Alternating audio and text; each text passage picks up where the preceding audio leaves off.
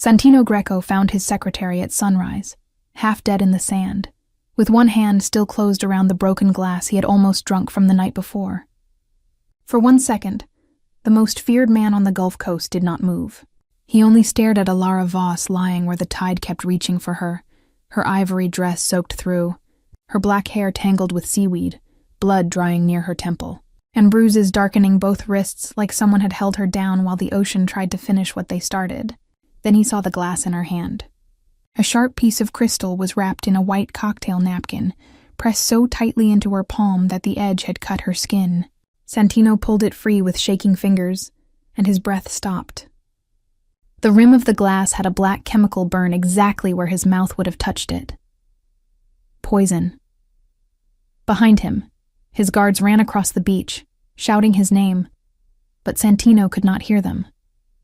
He was staring at the proof in his hand and remembering the night before, when Alara had knocked that same champagne glass away from his lips in front of 200 guests, and he had looked at her like she had humiliated him.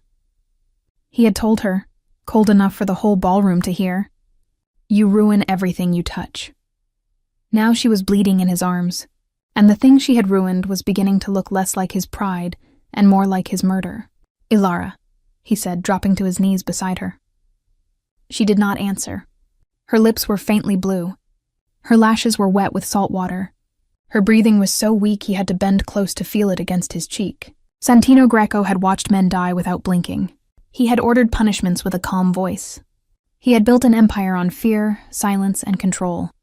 But when he lifted Alara's body from the wet sand, rage cracked through him so violently that one of his own guards stepped back. "Who touched her?" He roared. No one answered. Then something fell from Alara's soaked purse. A folded letter, sealed in torn plastic, stained with blood and seawater. Santino saw his name written on the front in her neat handwriting. Not Mr. Greco, not boss, Santino. He opened it with one hand while holding her against his chest with the other. Most of the ink had blurred, but one line remained clear enough to cut through him. "I made him hate me tonight because hate was easier than watching him die." Santino read it once, then again.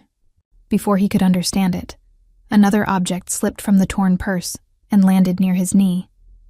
A white lapel flower from his own jacket. The same flower Alara had pulled from his suit before midnight while he accused her of overstepping. Its stem was cracked open now, revealing a tiny metal transmitter hidden inside. Santino's rage went still. Poison in the glass. A transmitter in his flower. Alara left to die with both pieces of proof in her hands. This was not an accident. This was not a drunk fall after a party, and whatever Alara had been trying to stop, she had known enough to write him a goodbye before it happened. Then her eyes opened for half a second. "Santino," she breathed. He bent close. "Who did this?" Her fingers tightened weakly around his shirt. "Don't trust..." Her voice broke. "Don't trust the men who clapped." Her eyes closed again. Santino froze, because the night before, when he threw Alara out of the ballroom, every man he trusted had clapped for him at midnight. 17 hours earlier, inside the glass ballroom of the Halcyon Bay Resort, Santino Greco raised that same champagne glass while 200 people watched him like he was a king about to bless the year. Santino Greco was not a king, not by any law that mattered, but every port captain, nightclub owner, private banker, and underworld courier along the Gulf Coast knew his name. He controlled docks, resorts, shipping lanes, and men who could make a problem disappear before sunrise. He wore a black tailored suit with no tie, a silver watch, and the cold expression of a man who had trained himself never to look surprised. Behind him, fireworks waited over the ocean. In front of him, guests smiled with the nervous respect people gave dangerous men when they needed something from them. At the edge of the crowd stood Alara Voss, his private secretary of 5 years, wearing a plain ivory evening dress under a black blazer because even at a celebration, Alara looked like she was ready to correct a schedule, cancel a disaster, or quietly save someone from their own arrogance.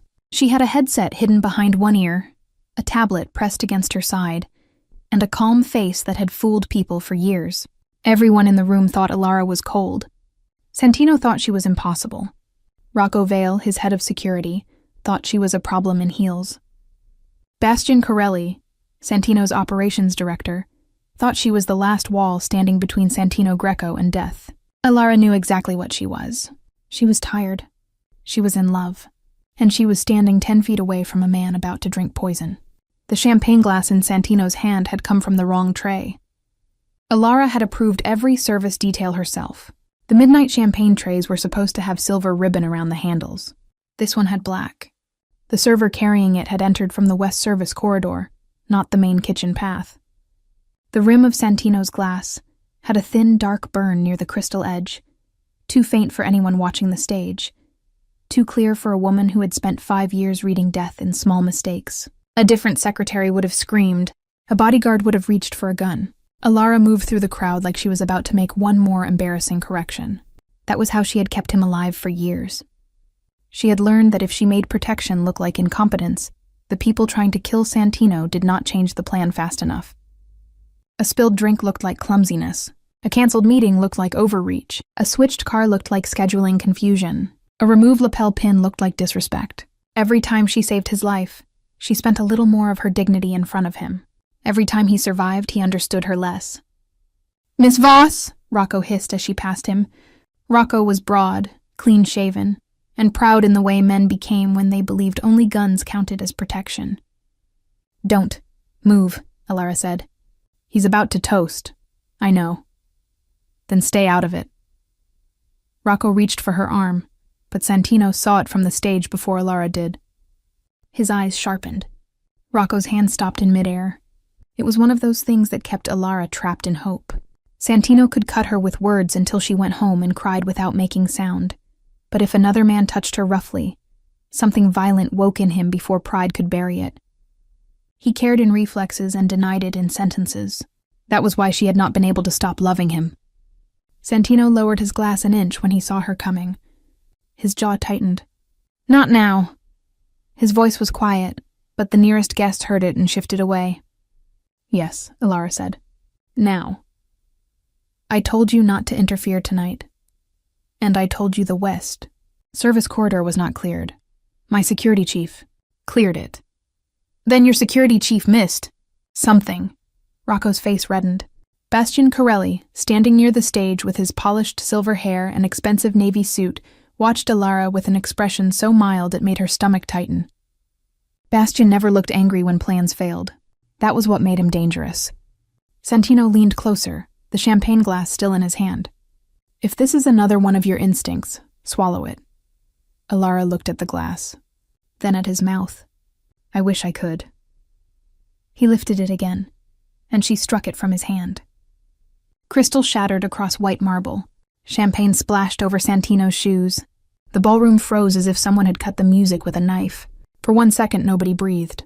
Alara stood in front of Santino with her hand still raised, and all she could think was that his lips had almost touched the rim. Almost. She had made it in time. Again. Santino stared at the broken glass, then at her. His face did not show fear. It showed humiliation, and Alara knew humiliation turned faster into anger than fear ever did. "You ruin everything you touch," he said. The words landed in the exact place where an older wound already lived.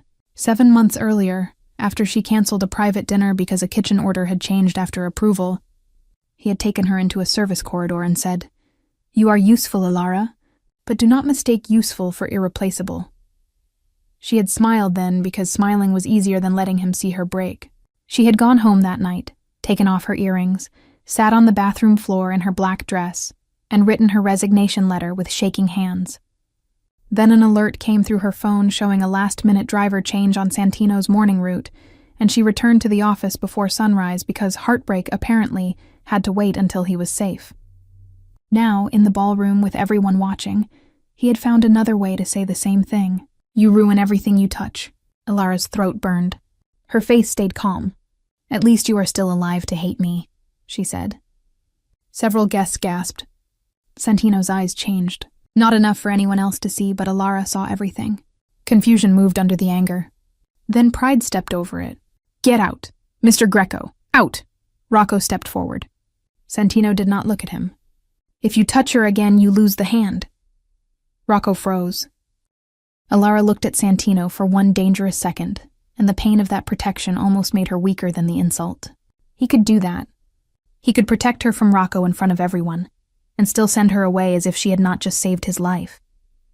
She bent down, picked up one broken piece of the champagne glass with a white cocktail napkin, and slipped it into her purse. Santino saw it. His eyes narrowed. "What are you doing?"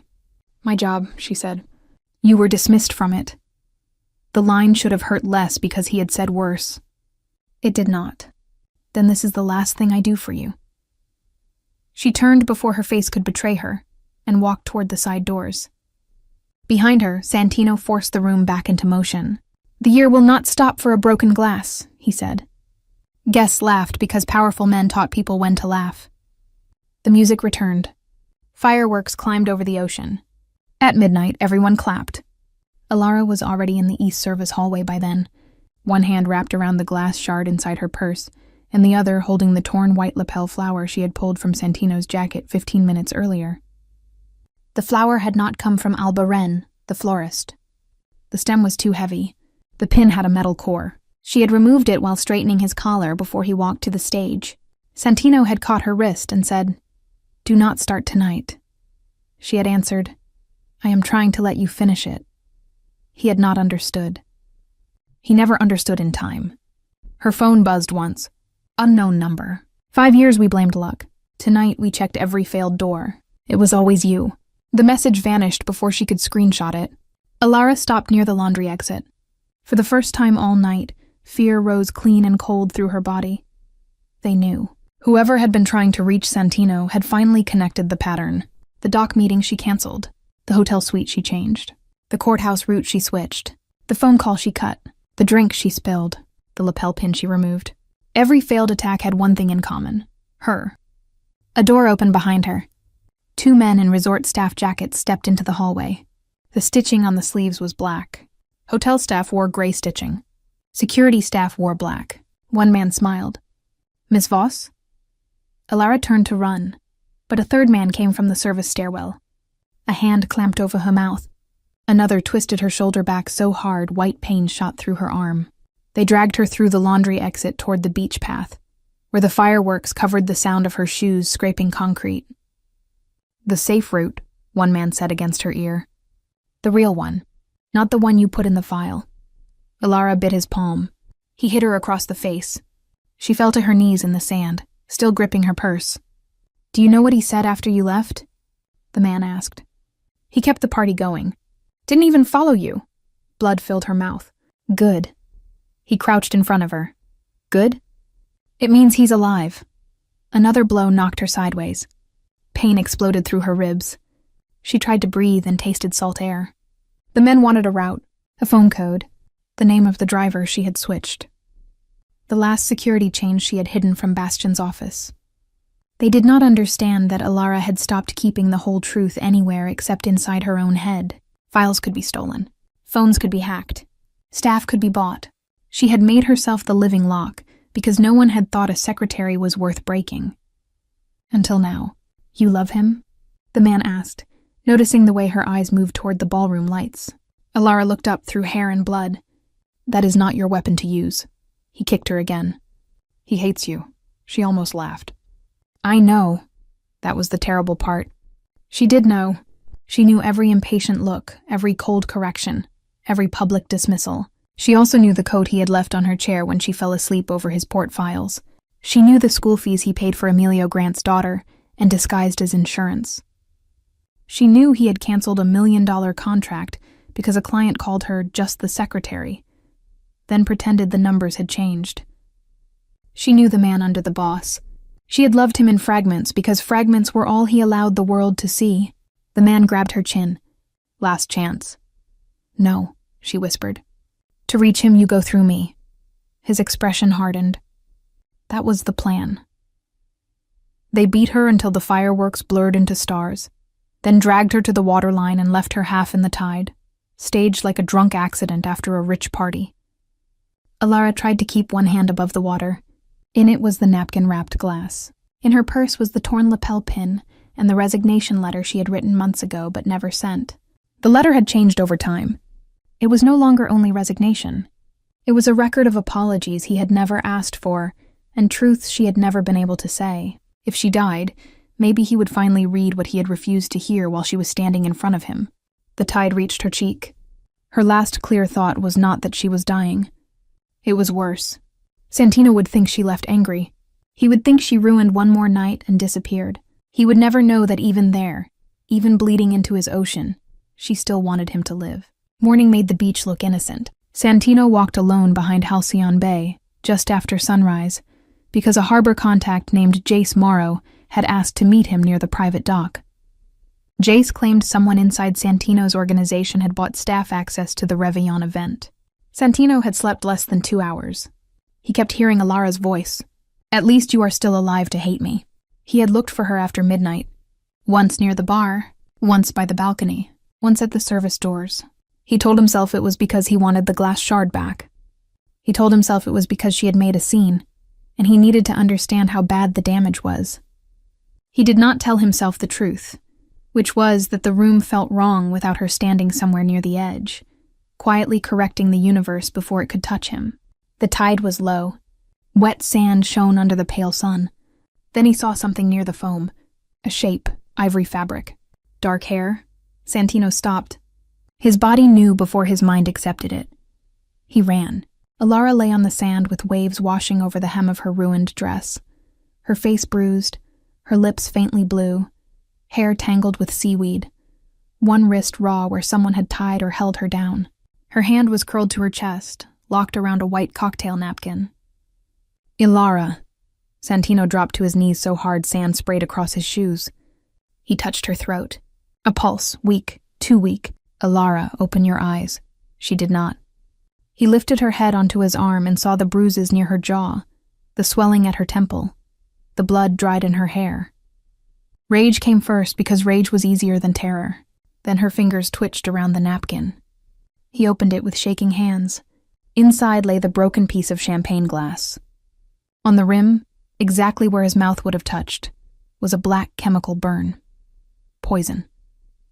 Santino stared at it, and the world that had made sense to him for 5 years cracked down the middle. He grabbed her soaked purse and emptied it onto the sand. A cracked phone, a key card, lipstick, wet papers. His torn lapel flower. He split the pin with his thumbnail. A tiny transmitter was wired inside the stem, a signal device, a marker, a way to tell someone exactly where he stood at midnight, while fireworks hid the sound of death. Then he found the letter. It was folded tight inside a torn waterproof sleeve.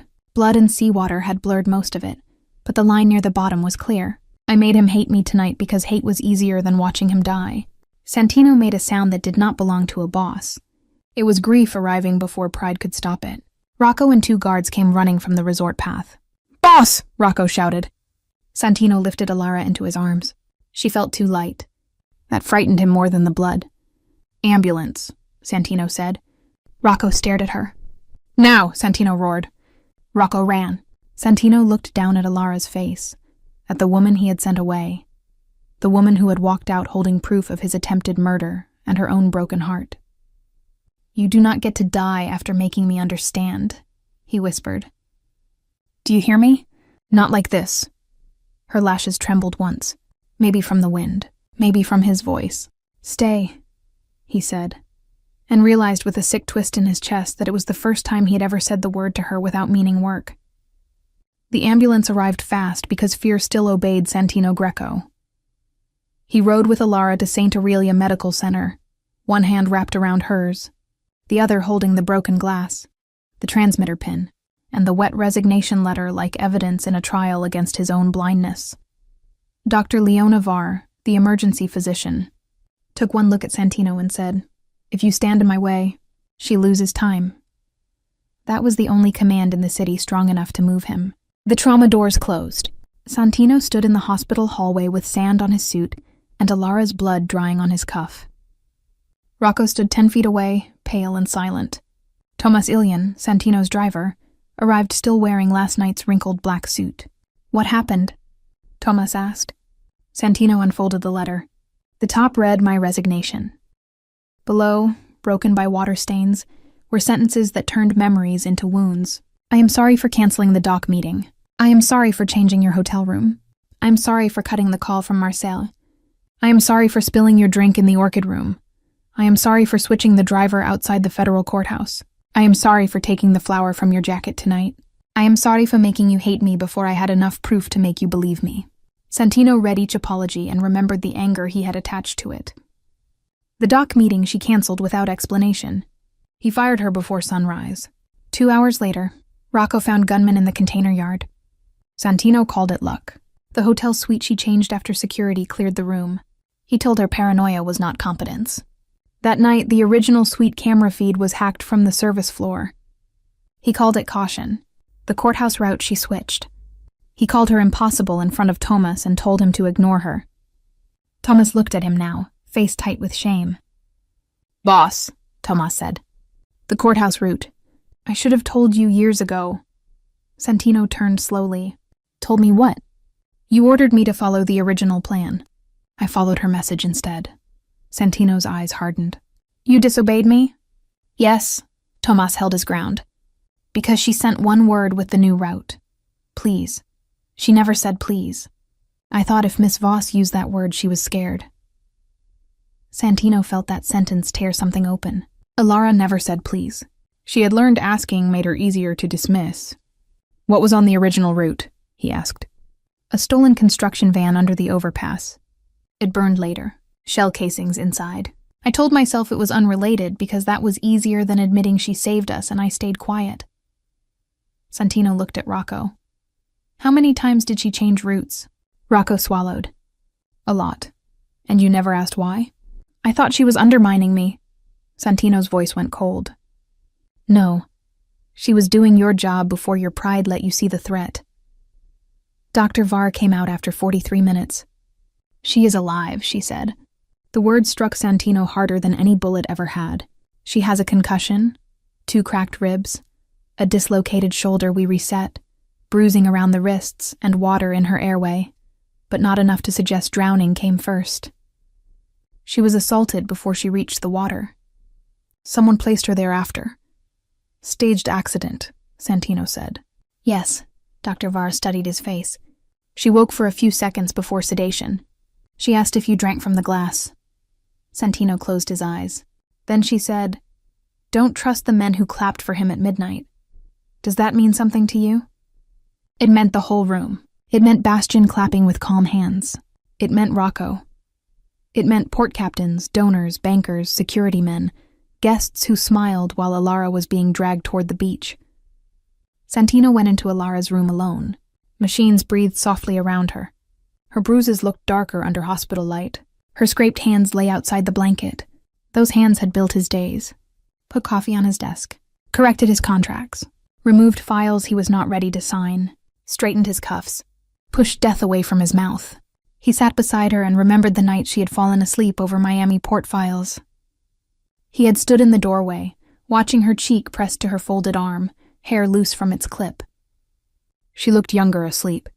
Less guarded, he had taken off his coat and laid it over her shoulders. The next morning, she returned it dry-cleaned without mentioning it. He had said, "Do not make sleeping in my office a habit." She had said, "Do not make saving your port contracts so late a habit." He had almost smiled. Then he buried it because smiling at Alara felt like admitting she had reached a place in him he did not control. Now he touched her hand with the careful fear of a man who had learned too late what her silence had cost. "I thought you were fighting me," he said. "Maybe I needed to think that because the other answer made me dependent on you." Her eyelids moved. He leaned forward. "Alara," her eyes opened a little. Pain clouded them. "You didn't drink?" "No," her breath trembled. "Good. Who did this?" "They know." "Who knows?" "That I changed the door." "What door?" Her lips barely moved. "The one death uses to reach you." Her eyes closed again. Santino sat there until the nurse made him leave. When he walked out, his rage had direction now, but something deeper than rage had begun to rot inside him. Regret. Not the clean regret of a man who had been tricked. The ugly regret of a man who had been loved and still managed to make love lonely. By noon, Santino was inside Alara's office at Greco Tower, standing in the small room where she had spent 5 years holding his life together without ever letting it look like love. The office was exactly like her. Quiet, clean, disciplined, and almost painfully controlled. 2 monitors sat on the desk. A leather planner lay closed beside a silver letter opener shaped like a feather. There were no flowers, no family photographs, no soft evidence that Alara Voss existed outside schedules, danger, and the needs of a man who had never learned how to ask for care without turning it into command. Rocco Vale stood by the door with his hands behind his back, but he no longer looked like the proud security chief who had spent years resenting her. He looked like a man afraid of what he might find. "What are we looking for?" Rocco asked. Santino did not take his eyes off the desk. The truth she thought I would not believe. He opened the first drawers. Contracts, staff lists, legal summaries, meeting approvals, port schedules. Everything was flawless. Of course it was. That had always been the reason he could not get rid of her. Alara never failed where an employer could measure her. She never lost a file, never missed a deadline, never mishandled money, never leaked a name, never forgot a guest, never confused a location. Her official work was perfect. Her mistakes only happened around him. His route, his drink, his jacket, his hotel room, his car, his call, his body, his survival. Santino found the bottom drawer locked with an old brass lock instead of the office digital system. Alara never used old things unless she wanted them outside his network. He took the silver letter opener, forced it into the lock, and broke it.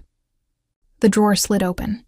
Inside was one thick folder with a white label in Alara's neat handwriting. Errors. Santino opened it. For a moment, he did not understand what he was seeing. Then the dates began to arrange themselves inside his memory, like knives laid out on a table. Dock, suite, driver, call. Drink, dinner, elevator, courthouse, flower. He opened dock first. A canceled meeting notice, a map of the container yard, a security camera maintenance request that had never passed through Rocco. 2 guest names added after approval. At the bottom, Alara's handwriting in red ink read, Southgate camera down. 2 names added from operations access. Rocco not informed. Need proof before telling him. Santino opened suite. Original hotel room. Replacement room. Service elevator records.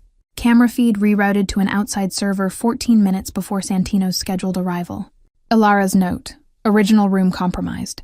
He will call it paranoia. Need proof before telling him. He opened driver. Temporary driver assigned by internal request. Driver's license tied to a false address. West exit safer. Alara's note. Thomas will listen if I use please. I hate that I may have to. Santino's fingers stopped. Thomas had said the same thing at the hospital. She had used please because she was scared, and even her fear had been planned carefully enough to save his pride. Rocco sat down slowly in the chair across from Alara's desk. She kept records of every change. Not records, Santino said, his voice low. Warnings.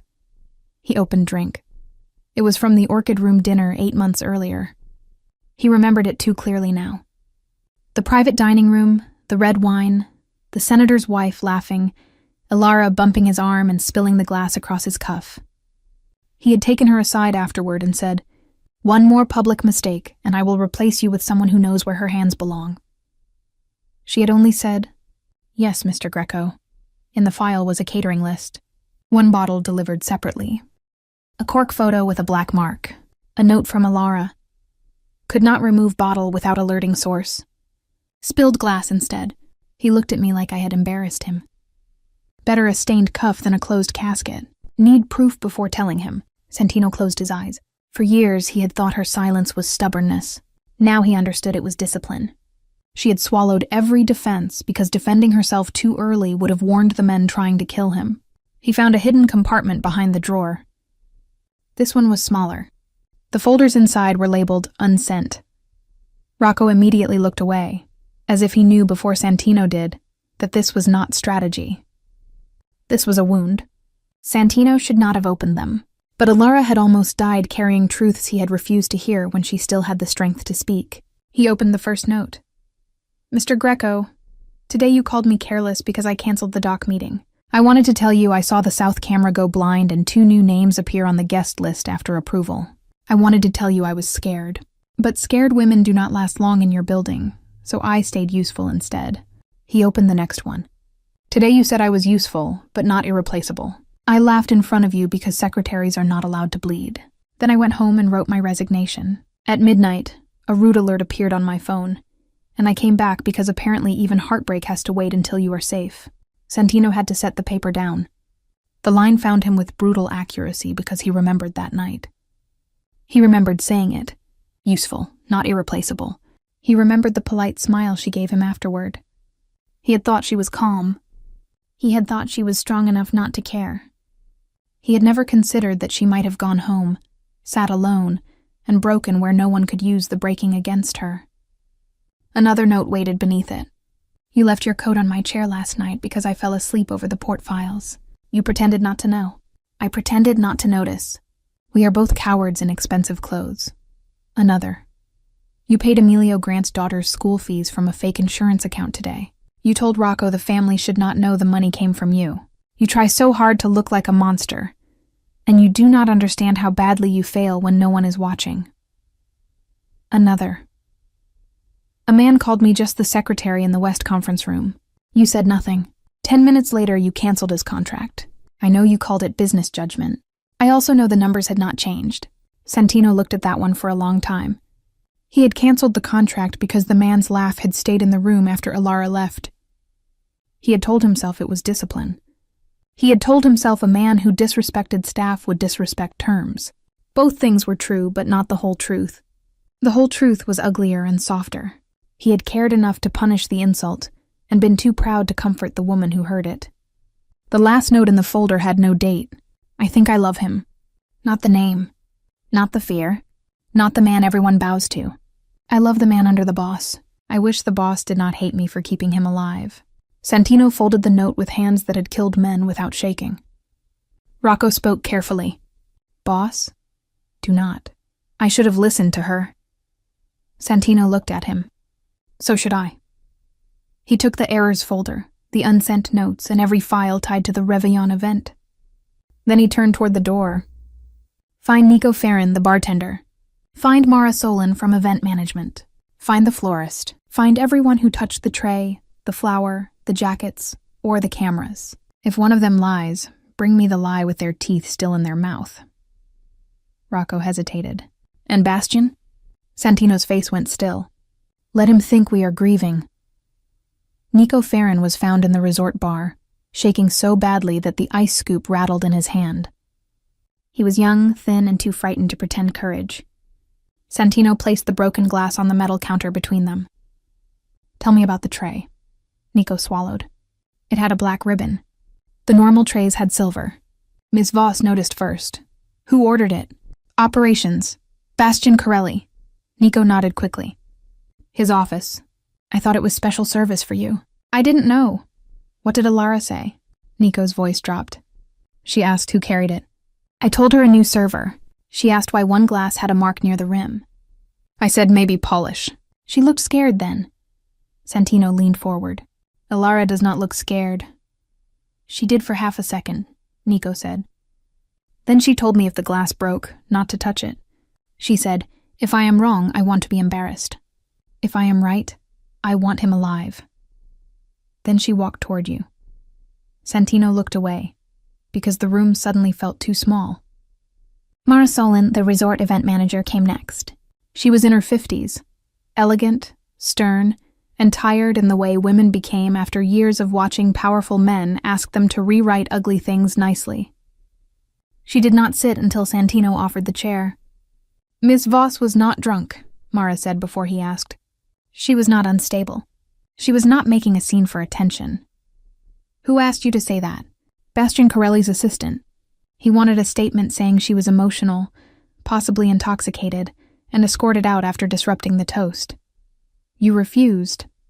Mara's eyes hardened. I have watched too many women get erased from rooms after telling the truth. I do not help men clean blood off stories. Santino held her gaze and nodded once.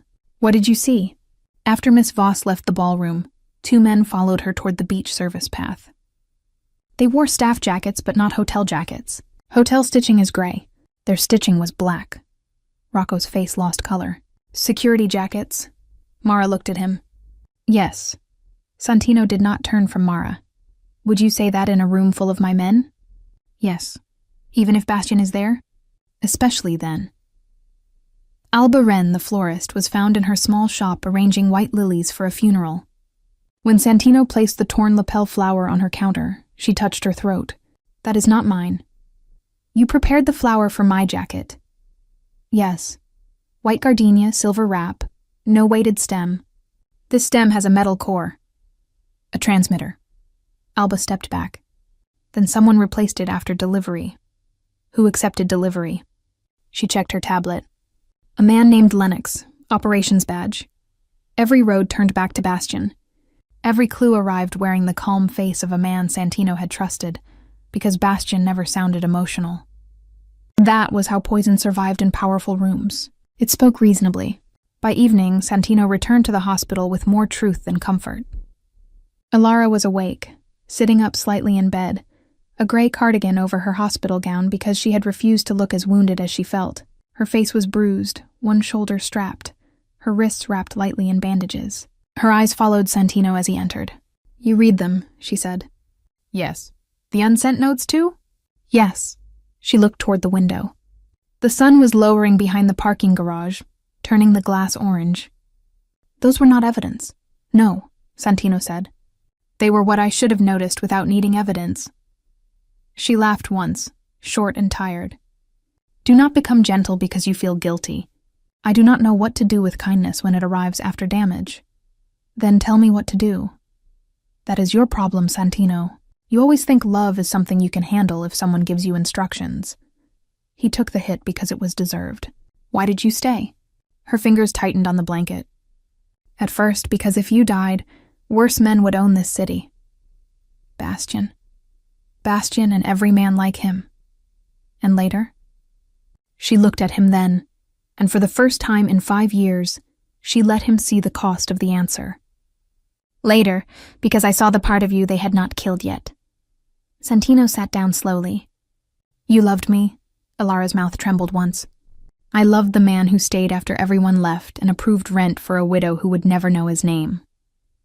I loved the man who canceled a contract because the client insulted me, then pretended it was math. I loved the man who left a coat on my chair and insulted me in the morning because kindness gave me too much power over him. Her eyes filled, but she did not look away. I loved you in pieces because that was all you allowed anyone to see. Alara. No, let me finish once. Santino went still. I did not save you because I wanted a ring. I did not save you because I thought one day you would wake up and reward me for suffering. I saved you because I loved you, and because I believed the city would become crueler without the lines you still refused to cross. But every time I saved you, I lost something. A little respect, a little pride, a little chance that you might ever look at me and see a woman instead of a problem. One tear slipped down her cheek. This time she did not wipe it away. Do you know what the worst part was? Santino's voice was barely there. Tell me. The worst part was not that you were angry. It was that sometimes I could see you care, and then you buried it so fast I started wondering if I had imagined it. The truth hit him harder than accusation, because it left him nowhere to hide. He had cared. Before the beach, before the proof, before he knew about the poison. He had cared when she worked late. He had cared when Rocco spoke to her sharply. He had cared when another man called her just the secretary. He had cared so much that he turned it into criticism because desire felt like weakness, and Alara already knew too many ways to keep him alive. You did not imagine it, he said. Her tears stopped for a second. That might be worse. Why? Because then you had enough feeling to hurt me, and enough control to pretend you didn't. Santino had no defense. I loved you badly before I knew I loved you. Alara closed her eyes. That is not enough. I know. Good. The next morning, Santino went to the small white chapel beyond the resort dunes. Father Callum Reed, the old priest who ran it, opened the door before Santino knocked. He was a thin man with rolled sleeves, tired eyes, and the calm expression of someone who had heard men confess only after the damage was done. She said you might come, he said. Santino stepped inside. Alara was here? Before midnight. Father Callum led him to the donation box near the candles and unlocked it. Inside was a sealed envelope wrapped in plastic. On the front, Alara had written, For the man who thinks anger is proof of strength. Santino almost smiled and almost broke at the same time. Inside was an access list, a timeline of every changed route in the last 6 months, and a symbol drawn in black ink. A broken crown inside a circle. Santino knew it immediately. Bastian Corelli's private crew. Men used for work Santino refused to authorize. Beneath the symbol, Alara had written, "If I am wrong, I lose my job. If I am right, he lives." Another page waited behind it. "I think they know it is me. Tonight they watched me watch the glass. They watched me check the flower. They are not aiming at him first anymore. They are aiming at the person who keeps changing the door. If I do not return, tell him I was not trying to control his life. I was trying to give him enough life to choose who he wanted to be." Santino folded the page slowly. "Did she say anything else?" Father Callum nodded. "She said love should not make a woman invisible." Then she laughed a little and said, "She had chosen a very inconvenient time to learn that." Santino left the chapel with the envelope inside his jacket and went to the old harbor warehouse where Bastian's private shipments were due for inspection. Rocco came with him, shame following like a second shadow. Jace Morrow, a dot contact who sold information when fear paid better than loyalty, waited beside a stack of sealed crates. Santino placed the transmitter pin on the wood. "Talk!" Jace looked at Rocco, then at Santino. Bastian ordered the jackets. Beach access. Camera blackout. Special tray. Flower replacement. Rocco's jaw tightened. "Using whose clearance?" Jace looked sick. "Yours." Rocco stepped forward. "No." "Your son's debt did," Jace said. The warehouse went still. Santino turned to Rocco. "Explain." Rocco's face drained of pride. "Bastian found out my son owed money in Tampa. He said if I gave him one open clearance code, he would settle it. I thought he was moving cash through the resort. I did not know he planned murder." "You thought," Santino said. Rocco lowered his head. "I thought Alara was making me look weak.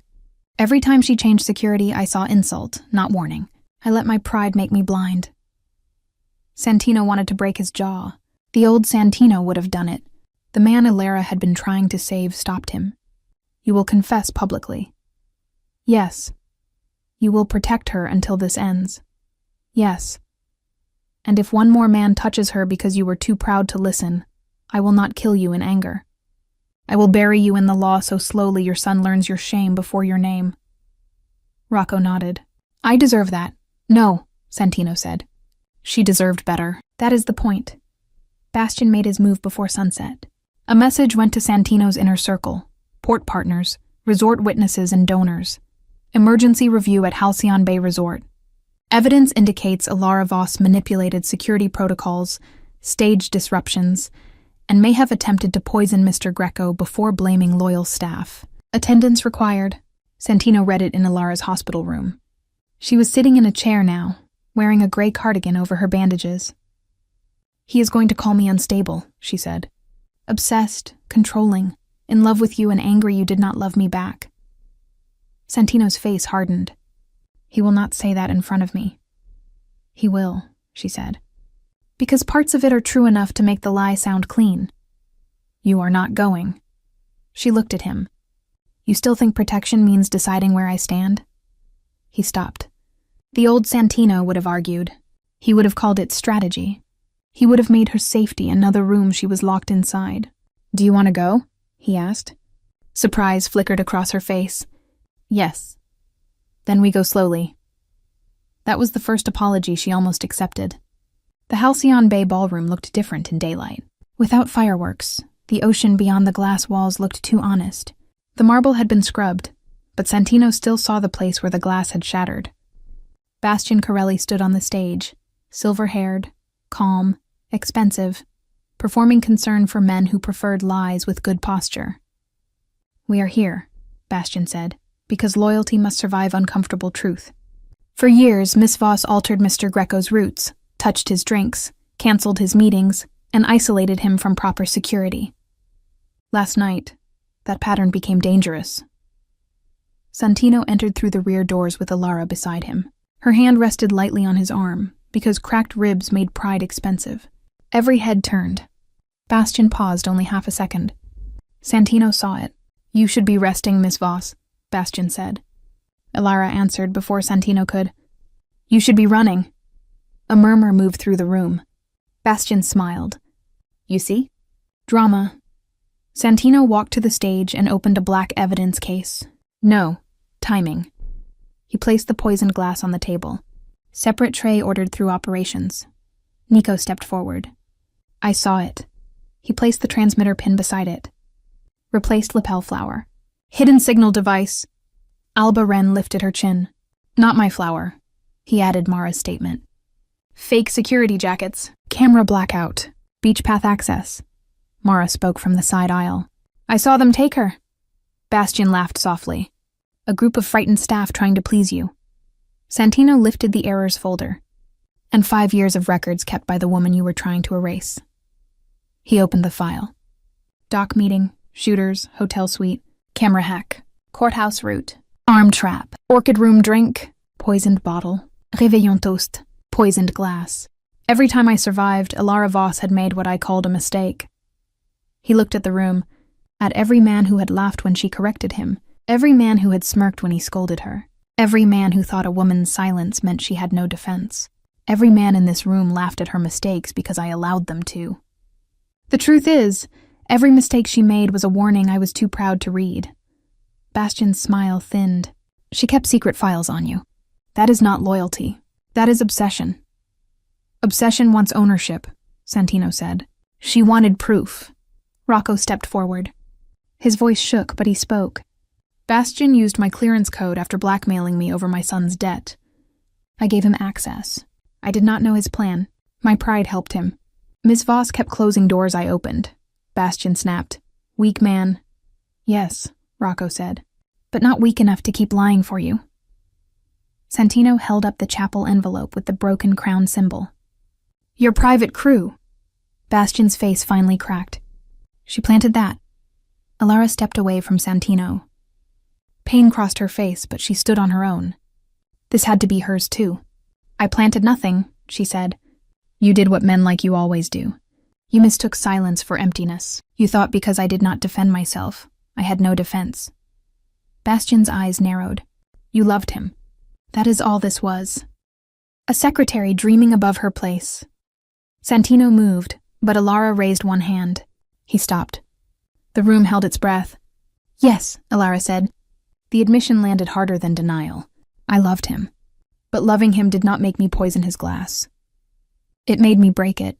Loving him did not make me control his roots. It made me change them when men like you were waiting at the end. Loving him did not make me weak. It made me quiet long enough to gather proof while everyone in this room called me careless. Bastian had no clean answer. Santino looked at his guards. Take him. As Bastian was dragged down from the stage, he smiled one last time at Santino. You think a proposal will fix this? She will never know if you love her, or if you just owe her. The words entered the future exactly where they were meant to. Santino saw Elara hear them. Her face stayed still, but now he knew stillness did not mean nothing. After Bastian was taken away, Santino turned back to the room. Elara Voss did not betray me. She protected me from the men I trusted. She is not unstable. She is not obsessed. She is not a servant who forgot her place. He looked at her, not the audience. She was the only person brave enough to stand between my life and my arrogance. She kept me alive while I was busy breaking her heart. Elara looked away first. Public truth, when it arrives late, can hurt almost as much as public shame. 4 weeks passed before Elara returned to the beach. She did not return to Greco Tower. Santino offered her a new contract, a new title, full authority over security review, and a salary so large most people would have mistaken it for respect. She read the offer at the private recovery house near the coast and pushed it back. I will not return to the place where I was only valuable when I was useful. Santino accepted it. Then do not return. She studied him, suspicious of easy surrender. No argument? I am learning the difference between wanting you safe and wanting you under my control. Her eyes lowered. I do not know who I am when I am not preventing your funeral. Then find out, he said. I will wait. Waiting did not come naturally to Santino Greco. He knew how to act, command, threaten, punish, move money, move men, move entire nights around a decision. Waiting felt like standing outside a locked room with open hands. But Alara had spent 5 years loving him in silence. He could spend weeks learning how not to turn love into pressure. He learned small things because he had missed too many large ones. Alara hated black coffee, though she had carried it for years because his meetings began before sunrise. She liked cinnamon tea and toast too dark at the edges. She hated orchids because luxury hotels used them to hide the smell of bleach. Sharp glass sounds made her fingers curl. Being called brave made her tired. Brave is what people call women when they want permission to keep asking more from them, she said one evening. He never called her brave again. When her ribs hurt, he placed medicine nearby and left the room so she would not have to perform weakness for him. When she walked outside alone for the first time, he did not follow, even though every instinct in him screamed to. She turned from the path and looked back at the window where he stood. He stepped away. Later, she said, "That was difficult for you." "Yes. Good." He smiled. She almost did too. Slowly, the love became less dramatic and more dangerous in a quieter way. Not danger from enemies, danger from being known. Alara saw him trying and did not reward him too quickly. Santino saw her flinch and did not make her explain every wound. They began again, not as boss and secretary, not as savior and saved, but as two people standing in the wreckage of what pride and silence had cost them. On the 29th morning, Alara asked him to walk with her to the place where he had found her. The beach was bright, the tide low, the air warm with salt and sunlight. Santino walked beside her, not ahead. She noticed. "You are learning. I am trying. Those are not the same." "No," he said. "But one has to come before the other." They reached the waterline. Alara looked at the waves for a long time. "I thought I was going to die here." Santino's hand tightened around the small velvet box in his pocket. "I know. No," she said. "You know what happened. You do not know what I thought." He stayed quiet. "I thought after everything you would never know. You would think I left angry. You would think I ruined one last night and disappeared. And I hated myself because even then, even there, I still wanted you to know I loved you." Her voice broke on the last words, and this time she let it. Santino closed his eyes for a second. When he opened them, he took out the box. Alara saw it immediately. Her face did not soften. It became careful. "Santino, I am not asking yet." "Good," she said. "Because before you ask me anything, you will answer me honestly." He held the box closed. "Ask." She turned to face him fully, bruises fading but not gone, eyes clear enough to protect herself now. "Are you asking because I saved your life?" "No." "Because you feel guilty for every time you hurt me?" "I will feel guilty for that even if you never forgive me. But guilt is not love." "Because you found out I loved you before you deserved it?" "No. Your love does not make me entitled to you." "Because marrying me makes the story look clean after everyone heard what Bastian said?" Santino's answer came harder. "No, I do not want a clean story. I want a truthful life." Her eyes searched his face. "Then why?" Santino opened the box, but he did not kneel yet. He wanted his words to stand before the ring did. "Because before I knew the truth, I was already looking for you in every room. Because when you left a meeting, I noticed the silence more than the men still talking. Because I hated your corrections, and still trusted the day less when you were not there. Because I canceled a man's contract for calling you just a secretary, then spent the night angry that I cared enough to do it. Because I left my coat on your chair and pretended I had not. Because wanting you to be warm felt more dangerous to me than any enemy." Alara's eyes filled. Santino stepped closer. Not enough to crowd her, only enough to stop hiding. "Because when I thought I was losing you, I was not afraid of dying anymore. I was afraid of living in a world where no one knew me the way you did. You were not my shield, Alara. You were not my secretary, not in the ways that mattered. You were the only person who saw the man I kept hiding under the boss, and you protected him even when the boss punished you for it." "That sounds like gratitude," she whispered. "Gratitude is what I owe you," he said. "Love is what I choose when the debt can never be paid." Her tears finally fell. She did not wipe them away this time. Santino lowered to one knee in the sand. No ballroom, no guests, no men clapping, no fireworks, just the sea, the sun, and the woman who had made him hate her because she loved him too much to let him die. I am not asking you to marry me because you saved my life, he said. I am asking because I want to spend mine learning how to love you without making you pay for it. Alara looked down at him. If I say yes, I will not be your secretary wearing a ring. Then resign. She blinked. He had surprised her. Not from my life, he said. From the place where I made you stand behind me. If you marry me, you stand beside me. If you never marry me, you still never stand behind me again. And if I say no, then I will still protect your name. I will still listen when you speak. I will still clear every room where they made you feel small. Your answer does not cancel what I owe, and it does not change what I feel. She looked out at the ocean. For one painful second, Santino thought she would walk away. He would have let her. That was how he knew his answer had been true. Love that could not survive her, no, was only another form of control. Then Alara looked back at him. I made you hate me because it kept you alive. His voice broke. I know. Do not ever make me prove my love by bleeding for you again. Never. She held out her hand. Then ask me. Santino took the ring from the box. Alara Voss, will you marry me? Not as the woman who saved my life, not as the woman I owe, not as the secretary I finally understood, but as the woman I love and want beside me? She let him slide the ring onto her finger.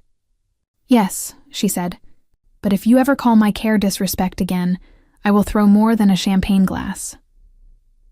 Santino laughed softly, unevenly, like the sound had to fight its way through years of control. He stood and touched her face with the careful hand of a man who had finally learned that protection was not the same as possession. They walked back along the beach as the sun rose higher over Halcyon Bay. Santino did not walk ahead like a boss. Alara did not walk behind like a secretary. Their footprints moved side by side through the sand, close enough for the tide to reach both at once. For 5 years, she had protected his life in silence. That morning, he finally stopped asking her to save him and asked her to share the life she had kept alive.